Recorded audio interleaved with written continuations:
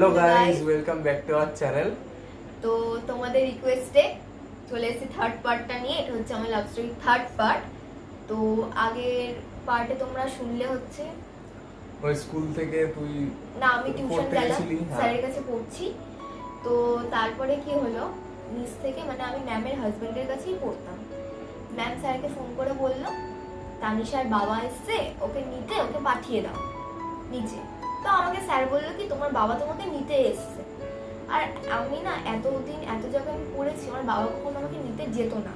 কারণ আমি সাইকেল করে যেতাম, সাইকেল করে আমি আসতাম, আমাকে মানে কখনোই বাবা নিতে যেত না। আর আগে মা দিয়ে আসতো, মা নিয়ে আসতো। ওই দিনকে না যখন বললো যে বাবা নিতে এসছে, আমার যেহেতু দেখে গেছি বাড়ি থেকে আমার মার শরীরটা ভালো না, তো শুনেই না আমার মনে হলো কিছু একটা খারাপ হয়েছে। আমি বুঝতে পেরেছি, মানে এখন আমি বলছি আমার হাতটা ঠান্ডা হয়ে আছে। আমি না দেখলাম বাবা নিচে আমাকে দিতে। তো এবারে আমি যখন গেলাম, বাবা আমাকে কোনো কথা বললো না, বাবা আমাকে শুধু বললো মার শরীরটা ভালো না, বাড়ি চল। এবারে আমি যখন টিউশন থেকে বাড়ি আসছি না, আমার সাইকেল যখন আমি চালাচ্ছি, আমার না রাস্তাতে আমার কি বলবো, রাস্তাতে মানে আমার এটাই মনে হচ্ছে যে আমি বাড়ি থেকে কি দেখবো। কারণ বাবাকে আমি দেখি না, বাবা একদম তখন সবাই 8টা বাজে, সব থেকে বড় কথা ওইটাই, বাবা বাড়িতেই থাকে না।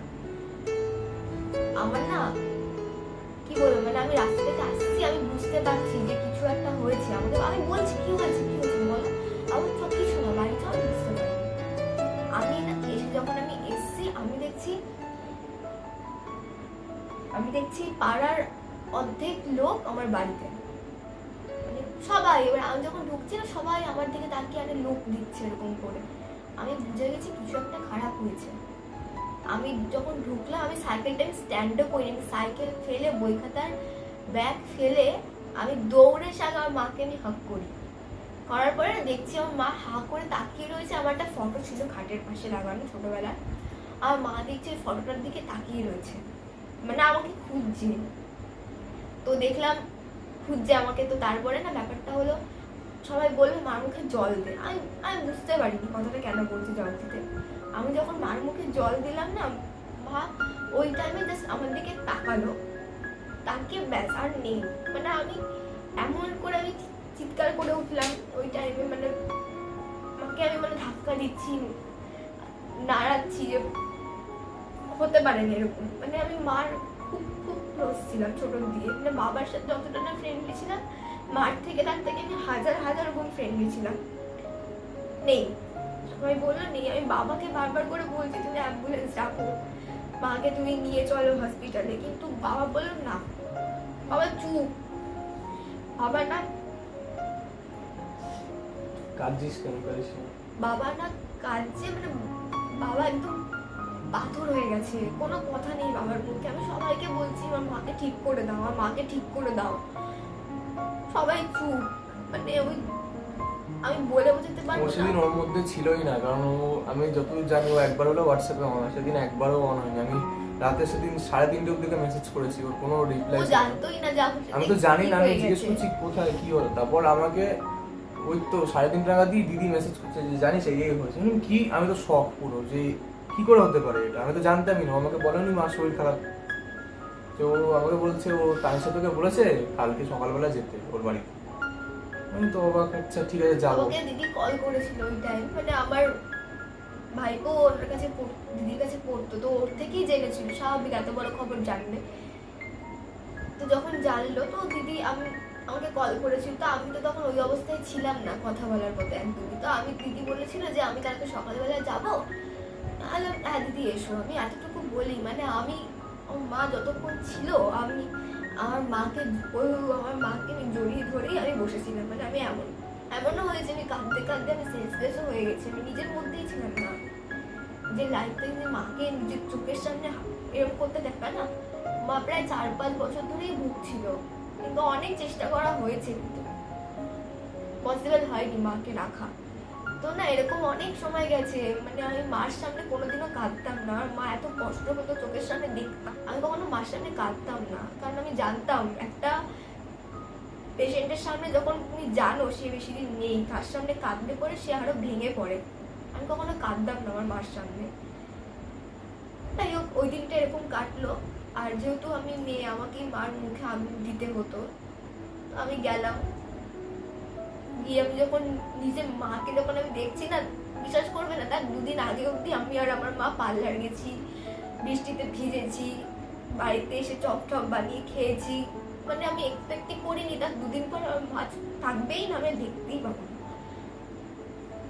এবার যখন তো যাই হোক, সেদিন রাতের বেলা সব কাজবাজ মিটলো। আর ওই টাইমে কি হয়েছিল না, তোমার মা যখন আর কি শুয়েছিল, মুখে আগুনটা দেওয়ার কথা, দেখছি না মনে হচ্ছে না ঘুমোচ্ছে। মানে আমি মনে হচ্ছে না, এত সুন্দর লাগছিল দেখতে। আমার মার একটা ফটো আমি অ্যাটাচ করে দেবো। এত সুন্দর লাগছিল না দেখতে, আর সেই মুখে আমাকে আগুন দিতে হবে। তো ওই টাইমে না আমি পারছিলাম না, আমি না প্রচন্ড ভয় পেয়ে গেছিলাম। এবার যে ভয়টা পেয়েছিলাম না, মানে ভয়টাতে আমার জ্বর চলে এসেছিল। প্রায় আমার সেই জ্বরটা আমার প্রায় 15-20 দিন মতন ছিল। জ্বরটা আমার কমছিল না, আমার অনেক টেস্ট করা হয়েছিল, ডাক্তার দেখানো হয়েছিল, অনেক রকম ওষুধ খেয়েছি, কিন্তু আমার কিছুতেই জ্বর কমছিল না।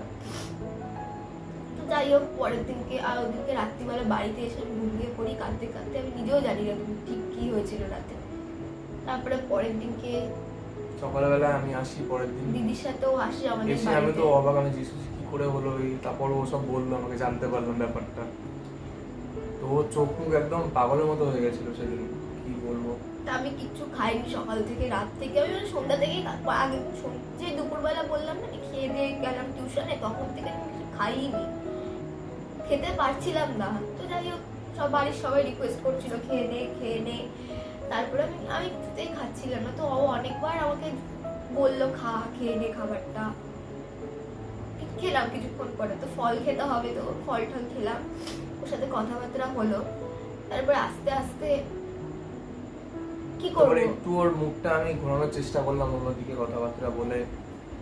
তো যাই হোক, এরকম ভাবে চললো আপাতত কদিন। ওর মন টন খারাপ ছিল। তারপরে কিছুদিন কাটার পর আমি ওকে বলি যে রিপ্লাইটার কথা, তখন ওকে বলি। আর ওই টাইমে ফ্যামিলি তো অবশ্যই পাশে ছিল, আমার বাবা সবসময় ছিল। তারপরও একটা অন্যরকম ব্যাপার থাকে না, যে আরেকজন কেউ থাকবে নিজের, তুমি যাকে পছন্দ করো। যাই হোক, আমি ওকে ওই টাইমে আমি প্রচন্ড পেয়েছি। মানে আমি যখন ডাক্তার দেখাতাম, এরকম হয়েছে, বাড়িতেও গেছে ডাক্তার, আমি গেছিও ডাক্তার দেখাতে, বাড়িতে টেস্ট করে নিয়ে গেছে, আমার রিপোর্টগুলো দিয়ে গেছে। তো আমাকে প্রত্যেকটা কথা আমাকে জিজ্ঞেস করা থেকে শুরু করে, ওষুধ খাওয়া থেকে শুরু করে, খেয়েছিস নাকি, মানে টাইম টু টাইম, সকালবেলা ব্রেকফাস্ট করেছিস নাকি, লাঞ্চ করেছিস নাকি, সন্ধ্যাবেলা টিফিন করলি, ডিনার করলি, প্রত্যেকটা কথা আমাকে জিজ্ঞেস করতো। ওষুধ খা, জল খা, ঘুমা। মানে ও আমার সাথে ছিল না ঠিকই, কাছাকাছি ঠিকই ছিল না, কিন্তু আমাকে দূর থেকে অনেক কেয়ার করেছে, অনেক। সেই দিক থেকে না ওর জন্য আমার আগে থেকে তো পছন্দ করতাম। তারপর যখন এই জিনিসটা ঘটলো, আমার আরো ওকে ভালো লেগে গেল, যে না, ও এতটা ভাবছে আমার জন্য। আমার নিজের মা বাবা ছাড়া আমার জন্য এর থেকে বেশি কেউ ভাবেনি কখনো, যেটা ও ভেবেছে। আমি ঠিক আছে, তো এরকম করি প্রায় আমার জ্বর ঠর গেল। তো আমাকে না একদিন জিজ্ঞেস করছে, তোকে আমি এতদিন, মানে সিচুয়েশন ছিল না আমার ওর এই ব্যাপারে কথা বলার মধ্যে। মানে ওকে নর্মালি কথাবার্তা বলতো, কখন আর আমাকে তারপর জিজ্ঞেস করেনি যে কেন, কি হলো, তুই আমাকে হ্যাঁ বললি না। তারপর আমি একদিন হুট করে ওকে জিজ্ঞেস করছি, কি রে আমাকে কি তুই রিপ্লাইটা দিবি না, আমি তোকে অনেকদিন ধরে জিজ্ঞেস করছি, হ্যাঁ বা না কিছু তো বল অ্যাটলিস্ট। তো বলবে না সেই না করছে। তারপর বলছে যে ঠিক আছে আমি বলবো, কিন্তু তুই কাউকে বলবি না। ঠিক আছে আমি বলবো না, আমি বল প্রমিস। আমি বললাম ঠিক আছে প্রমিস। আমি না ওই টাইমে ভেবেছিলাম, ও বিশ্বাস করতে পারছিল না, ভেবেছে কি আমি সবাইকে বলে দেবো যে হ্যাঁ বলেছে। সবাইকে বললে যদি বাই চান্স আমার ফ্যামিলিতে কেউ জেনে যায়, যদি ভয় থাকে না একটা, যদি বকবকি করে, আমি ভয় পেয়েছিলাম ব্যাপারটা। আমি বলছিলাম ঠিক আছে, যে তোর আর আমার মধ্যে পার্সোনাল থাকবে। তো যাই হোক, তারপর ও অনেক কষ্ট করে ওকে ওর মুখ থেকে বার করালাম। ও বলছে হ্যাঁ। কি বলছে, হ্যাঁ ঠিক শুনছিস তুই। বললাম আচ্ছা। তাই সেই আমি খুব খুশি হয়েছি রাত্রেবেলা, ওর সাথে অনেকক্ষণ কথা বলেছি আমি। তো এরকম ভাবে এগোতে থাকে। তারপর একদিন আমরা প্ল্যান করলাম যে নাচ একটা মুভি বেরিয়েছে, তখন একটা ভালো মুভি এসেছিল হলে। তো আমি তো ও বলেছিল যে ঠিক আছে তুই গিয়ে দাঁড়িয়ে থাকবি, আমি চলে যাবো। না, ব্যাপারটা হয়েছিল কি, ওটা তোমার কি বলবো, মানে আমার জন্মদিনের পরে পরে, মানে হ্যাঁ। ওই বছরের ডিসেম্বরে আমার জন্মদিন গেছে, তো আমার জন্মদিনের পরে পরে, যেহেতু কি বলতো আমরা না কোনো ফাঁকা জায়গায়, মানে কোনো পাবলিক প্লেসে আমরা দেখা করতে, মানে আমি ভয় পেতাম যদি বাই চান্স কেউ দেখে না, এসে বাবাকে বলে দেবে ধরো।